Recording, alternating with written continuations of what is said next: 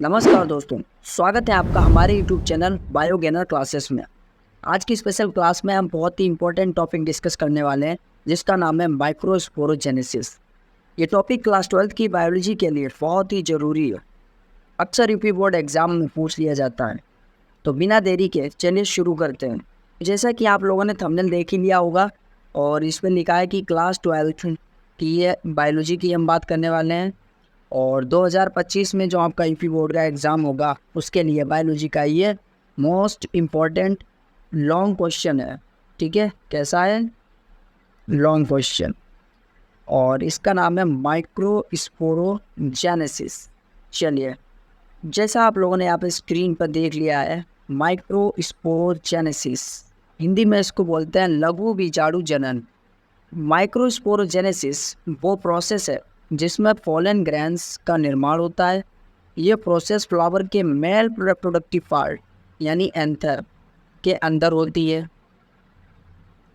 Anther के अंदर 4 microsporangia होते हैं जहां पोलन ग्रेन्स डेवलप होते हैं। समझने के लिए हम इस प्रोसेस को स्टेप बाय स्टेप देखेंगे। तो क्या कह रहा है कि जो माइक्रोस्पोरोजेनेसिस है वो एक ऐसी प्रोसेस है जिसमें पोलन ग्रेन्स का निर्माण होता है।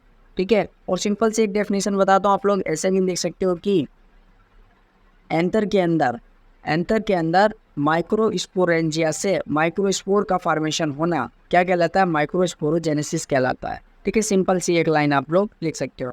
और वैसे भी मैंने जो डेफिनेशन निकाली है बहुत ही शॉर्ट है, आपको इतना तैयार ही करना है। ठीक है, चलिए अब हम समझ लेते हैं, डायग्राम्स भी देखेंगे इसमें। ठीक है, तो यहाँ पर हम एक चीज़ देखेंगे कि जो मेल रिप्रोडक्टिव पार्ट है वो एंथर कहाँ पर होता है। ठीक है, तो उसको हम समझने की कोशिश करेंगे। तो यहाँ पर आप लोग देखो, ये वाला जो पार्ट है इसको हम अभी डिस्कस नहीं करेंगे क्योंकि ये फीमेल रिप्रोडक्टिव पार्ट है। ठीक है, इसको आप दिमाग से हटा दो। ये जो आपको स्ट्रक्चर्स दिख रही हैं, ठीक है, ये वाली, ठीक है, ये क्या है? ये आपका है स्टेमन। ठीक है, इसमें थोड़ा हटा देते हैं, फिर आप लोग ज़रा सही से गौर करना। ये वाली जो स्ट्रक्चर है, ठीक है, और ये जो डंडी ये नीचे तक, तो ये वाली स्ट्रक्चर आपकी स्टेमन होती है और ये इसका फिलामेंट होता है। ठीक है, और ये है एंथर, जिसके बारे में हम डिस्कस करेंगे। ये जो ऊपर का जो फूला हुआ पार्ट होता है इसको हम एंथर बोलते हैं। ठीक है, तो इसी के अंदर क्या होता है? पोलन ग्रेन्स का फॉर्मेशन होता है। अब यहाँ पर देखिए, मैंने इसी एक एंथर को लिया और यहाँ पर इसको मैंने जूम किया है। ठीक है, तो ये देखिए इसका फिलामेंट है ये, और ये एंथर है। अब यहाँ पर और इन दोनों को मिलाकर हम स्टेमन बोलते हैं। ठीक है, अब इसको हम यहाँ से, आप लोग ऐसा मान लीजिए कि मैंने यहाँ से इसको काट दिया है। ठीक है, किसी ब्लेड से इसको यहाँ से काट दिया है, तो ये ऊपर की स्ट्रक्चर आधी हो गई और ये नीचे का हिस्सा इसका ये आधा हो गया। ठीक है, ये वाला।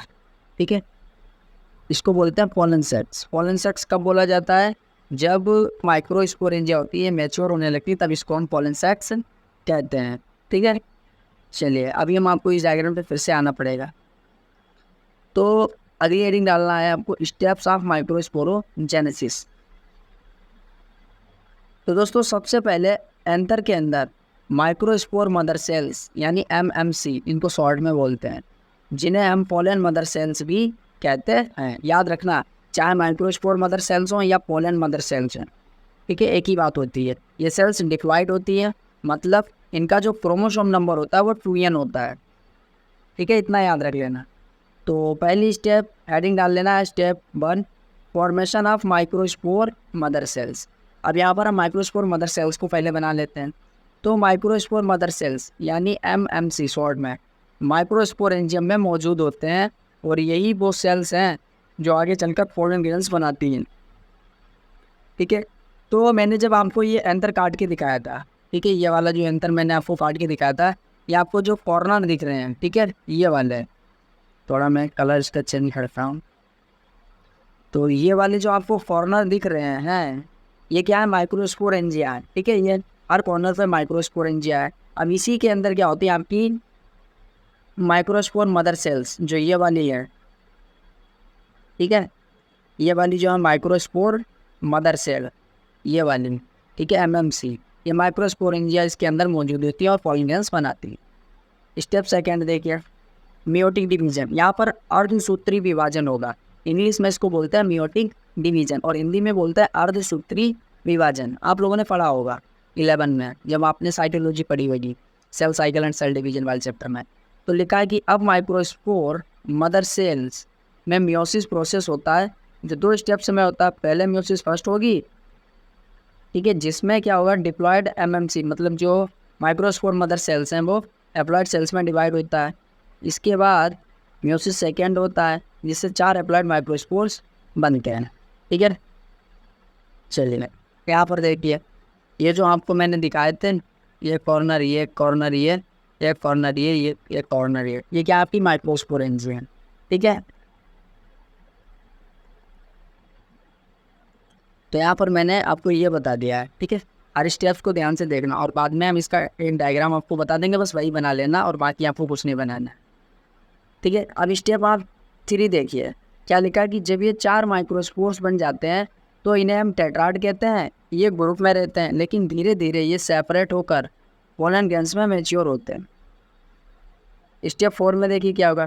देखिए मैं ज़्यादा आपको डिटेल में नहीं बता रहा हूँ क्योंकि अब आपके पास टाइम नहीं है इतना जो मैं आपको पूरा फिर से सिलेबस पढ़ाऊँ और आप लोग देखो क्या एंथर होता है, क्या स्टेमन होता है, माइक्रोस्पोरेंज क्या होते हैं।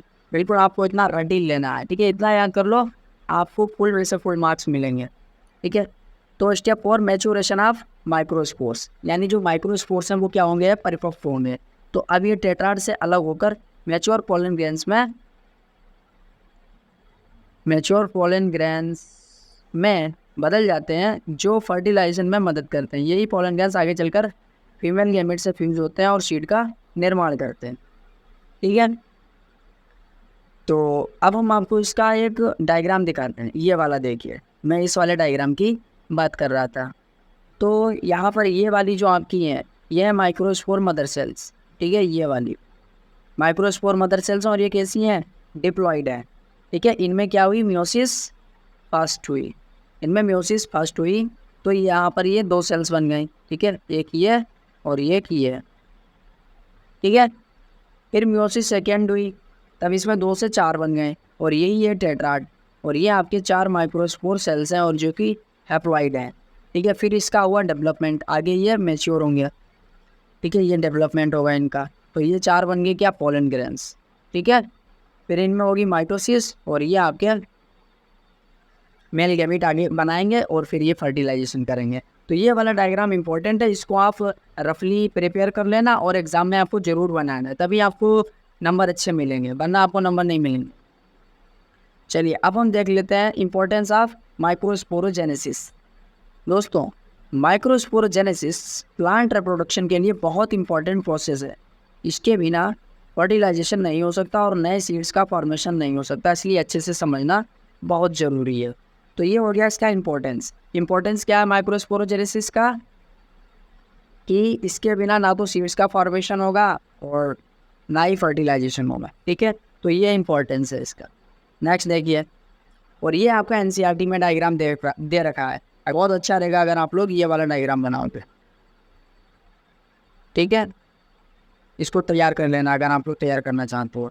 तो ये आपकी पोलन सेट्स हो गई जो मैंने बताई, ये आपके पोलन ग्रेन्स हो गए और ये लाइन ऑफ डिआइसेंस है, ठीक है। यहाँ से फटता है एंथर और ये फिलामेंट है।